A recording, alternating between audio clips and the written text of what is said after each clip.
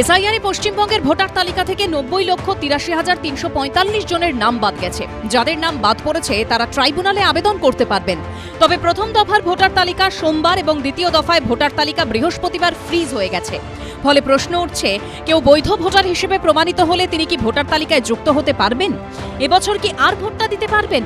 সোমবার সেই বিষয়টা শুনবে সুপ্রিম কোর্ট। তার আগে শুক্রবার প্রধান বিচারপতির বেঞ্চ বলল, ভোটার তালিকায় নাম থাকা এবং ভবিষ্যৎ নির্বাচনে ভোট দেওয়াও একটি সাংবিধানিক অধিকার।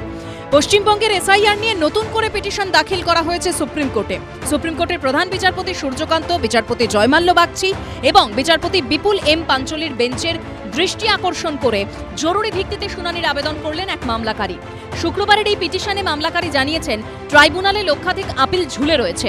9 এপ্রিল অর্থাৎ বৃহস্পতিবার ভোটার তালিকা ফ্রিজ করে দিয়েছে নির্বাচন কমিশন। ট্রাইব্যুনাল কিছু ক্ষেত্রে আবেদনকারীদের পক্ষে রায় দিয়েছে, কিন্তু ভোটার তালিকা ফ্রিজ হয়ে যাওয়ায় নতুন করে ভোটারের নাম যুক্ত করা যাবে না। তখন নির্বাচন কমিশনের আইনজীবী বলেন, 9 এপ্রিল ভোটার তালিকা ফ্রিজ করার তারিখ। নিয়ম অনুযায়ী এরপর আর কোনো ভোটারকে বিবেচনা করা হবে না।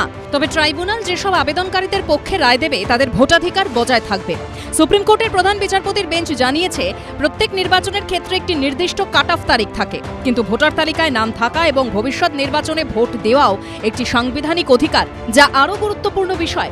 আগামী সোমবার অর্থাৎ 13 এপ্রিল এই সংক্রান্ত মামলার শুনানি হবে বলে নির্দেশ দেয় সুপ্রিম কোর্ট। ওই দিনই বিষয়টি বিবেচনা করা হবে এবং প্রয়োজন হলে উপযুক্ত নির্দেশ দেওয়া হবে বলে নির্দেশ দেয় দেশের সর্বোচ্চ আদালত।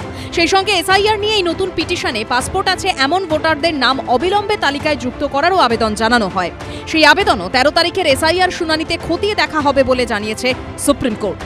সুপ্রিম কোর্ট যখন সিদ্ধান্ত নিয়েছেন, আমি এটাই বলতে যাচ্ছিলাম, সুপ্রিম কোর্ট যখন সিদ্ধান্ত নিয়েছেন যে 13 তারিখ বলবেন, 13 তারিখ বলবেন। তার আগে যদি বলাতে হয় তাহলে সুপ্রিম কোর্টকেই আবেদন করতে হবে, সুপ্রিম কোর্টে গিয়েই বলতে হবে, বলবেন। পূর্ণ আস্থা আছে সুপ্রিম কোর্টের উপর, বিচার ব্যবস্থার উপর। দয়া করে তারা দেখবেন, 13 তারিখ তো আবার শুনানি রয়েছে। যারা বৈধ ভোটার তারা যেন কেউ বাদ না থাকেন, এটা হতে পারে না। বাবা বন্দ্যোপাধ্যায়, ছেলে ব্যানার্জি, নোটিশ বাদ। একটি মেয়ের বিয়ে হয়েছে, তার পদবি আর ঠিকানা কেন বদল হয়েছে বাদ। চক্রান্তমূলক কাজগুলো হয়েছে। সুপ্রিম কোর্ট এমন একটা রায় দিন যাতে বৈধ ভোটাররা কেউ বঞ্চিত না হয়। সোমবারের শুনানিতে সুপ্রিম কোর্ট কি নির্দেশ দেয় সেদিকেই তাকিয়ে সকলে। সৌভিক মজুমদার ও বিজেন্দ্র সিংহর রিপোর্ট, এবিপি আনন্দ। এবিপি আনন্দ, এগিয়ে থাকে, এগিয়ে রাখে।